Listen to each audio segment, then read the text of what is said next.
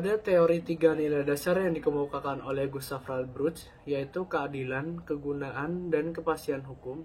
Di antara mereka terdapat suatu spannung Verhältnis, atau yang memiliki pengertian yaitu suatu ketegangan satu sama lain yang terjadi akibat ketiga nilai dasar tersebut memiliki tuntutan yang berbeda-beda dan satu sama lain berpotensi untuk saling bertentangan. Dalam bermasyarakat pasti ada tatanan yang mengatur. Dari tatanan tersebut menimbulkan Spannungsverhältnis atau ketegangan.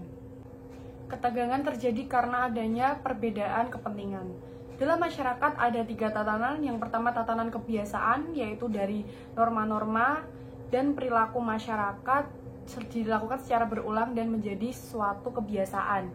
Kebiasaan ini menimbulkan ketegangan terbesar karena adanya perbedaan kenyataan dan keidealan. Tatanan yang kedua adalah tatanan hukum. Tatanan hukum berada di tengah-tengah antara des Sein dan des Sollen. Kenapa berada di tengah-tengah? Karena adanya faktor sentral yaitu kehendak manusia yang berasal dari kebiasaan manusia dan nilai-nilainya. Tatanan hukum adalah norma-norma hukum. Tatanan yang ketiga adalah tatanan kesusilaan. Itu mengandung keidealan atau des Sollen, menuntut manusia sebagai insan kamil, manusia yang sempurna. Isi tatanan kesusilaan adalah tuntutan-tuntutan yang mutlak dan ideal. Isinya jelas berbeda dengan tatanan kebiasaan dan tatanan hukum. Tidak bisa berlaku secara sosiologis karena bertentangan dengan tatanan kebiasaan. 3 asas yang berhubungan dengan Spannungsverhältnis. Menurut Gustav Radbruch, pencetus 3 nilai dasar hukum yang berasal dari Jerman pernah mengatakan bahwa hukum yang baik adalah hukum yang mencantumkan 3 nilai dasar, yaitu tentang keadilan, tentang kepastian hukum, dan serta kegunaan pada hukum. Yang artinya, meski ketiganya merupakan nilai dasar hukum, namun masing-masing nilai mempunyai tuntutan yang berbeda-beda antara satu dengan yang lainnya, sehingga ketiganya mempunyai potensi untuk saling bertentangan dan menyebabkan adanya ketegangan antara ketiga nilai tersebut. Untuk mewujudkan tujuan, Gustav Radbruch memerlukan asas prioritas dari nilai dasar yang menjadi tujuan hukum. Hal tersebut dikarenakan keadilan hukum sering berbenturan dengan kemanfaatan dan kepastian hukum, begitupun sebaliknya. Dalam 3 nilai dasar harus ada yang dikorbankan. Untuk itu, asas prioritas yang digunakan oleh Gustav Radbruch sesuai dengan urutan yang pertama. Keadilan hukum. Keadilan adalah kehendak yang terus-menerus dan tetap memberikan kepada masing-masing apa yang menjadi haknya. Yang kedua, kemanfaatan hukum. Eksistensi hukum tersebut bertujuan memberikan keamanan dan ketertiban serta menjamin adanya kesejahteraan yang diperoleh masyarakat dari negara sebagai payung bermasyarakat. Yang ketiga, kepastian hukum. Merupakan bentuk perlindungan bagi justisiabel atau pencari keadilan terhadap tindakan sewenang-wenang yang berarti bahwa seseorang akan dan dapat memperoleh sesuatu yang diharapkan dalam keadaan tertentu. Contoh kasus pertama yaitu kasus pencurian kakao yang dilakukan oleh Nenek Minah. Kasus ini mengutamakan nilai dasar kepastian hukum berdasarkan KUHP dan mengabaikan nilai dasar keadilan dan kegunaan.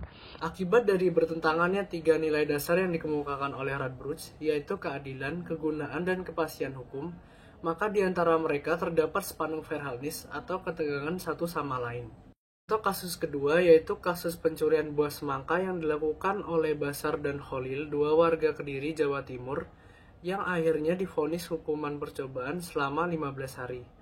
Kasus ini serupa dengan kasus pertama yang mengutamakan nilai dasar kepastian hukum berdasarkan KUHP dan mengabaikan nilai dasar keadilan dan kegunaan. Kasus ketiga yaitu pelajar pembunuh begal terancam penjara seumur hidup. Di bawah ini merupakan kronologinya. Baik, jadi saya akan menjelaskan mengenai pemikiran Gustav Radbruch terhadap konsep negara hukum di Indonesia yang tercermin dalam Undang-Undang Dasar 1945 hasil amandemen yang ada pada pasal 18D ayat 2, 24 ayat 1, 28D ayat 2, serta 28H ayat 2. Selanjutnya, saya akan menjelaskan mengenai pasal 18B ayat 2. Pasal tersebut berisi pengakuan dan penghormatan eksistensi dari masyarakat hukum adat yang belum diakui keberadaannya oleh penduduk Indonesia. Nah, ini itu berbanding lurus dengan pemikiran Gustav Friedberg bahwa masyarakat hukum adat merupakan bagian dari penduduk Indonesia yang terdiri dari kebiasaan, kesusilaan, serta hukum. Baik, yang selanjutnya saya akan menjelaskan pasal 24 ayat 1. Pasal ini berisi mengenai misi dari peradilan Indonesia untuk menegakkan hukum di Indonesia serta menegakkan keadilan di Indonesia. Tidak hanya menegakkan hukum saja, tetapi juga menegakkan keadilan. Nah, pemikiran Gustav Friedberg ini dapat dijadikan untuk menyempurnakan positivisme hukum yang ada di Indonesia, di mana Indonesia masih sangat berorientasi kepada kepastian hukum. Yang selanjutnya, saya akan menjelaskan mengenai pasal 28D ayat 2. Pasal ini berisi mengenai jaminan kepastian hukum yang adil di Indonesia. Nah, siapapun saja orangnya di mata hukum haruslah sama. Hal ini terinspirasi dari Eropa kontinental dan konsep negara hukum Anglo-Saxon, yang berarti Indonesia tidak cukup apabila hanya berorientasi pada kepastian hukum. Selanjutnya, pada pasal 24 ayat 1 dan pasal 28 di ayat 2 ini menjelaskan bahwa hakim adalah sebagai corong undang-undang. Baik, yang terakhir saya akan memberikan kesimpulan dari pasal-pasal yang sudah saya jelaskan, bahwa pasal-pasal tersebut terinspirasi dari pemikiran Gustav Friedberg, dan hal ini memiliki manfaat bagi konsep negara hukum di Indonesia untuk menyeimbangkan tiga aspek, yaitu aspek keadilan, aspek kepastian, serta aspek manfaat. Terima kasih. Penjelasan sudah saya dan teman-teman sampaikan, saya akan menarik kesimpulan bahwa Gustav Friedberg ini mengemukakan 3 nilai dasar, yaitu keadilan hukum, kegunaan hukum, dan kepastian hukum. Nah, ini itu menimbulkan ketegangan atau Spannungsverhältnis antara yang satu dengan yang lain. Selain itu, Gustav Friedberg juga mengemukakan 3 tatanan, yaitu kebiasaan, kesusilaan, dan hukum. Nah, ini juga menimbulkan ketegangan atau Spannungsverhältnis antara yang satu dengan yang lain karena adanya perbedaan kepentingan. Nah, selain itu, Gustav Friedberg juga mengemukakan apabila terjadi benturan antara yang satu dengan yang lain, harus ada yang dikorbankan.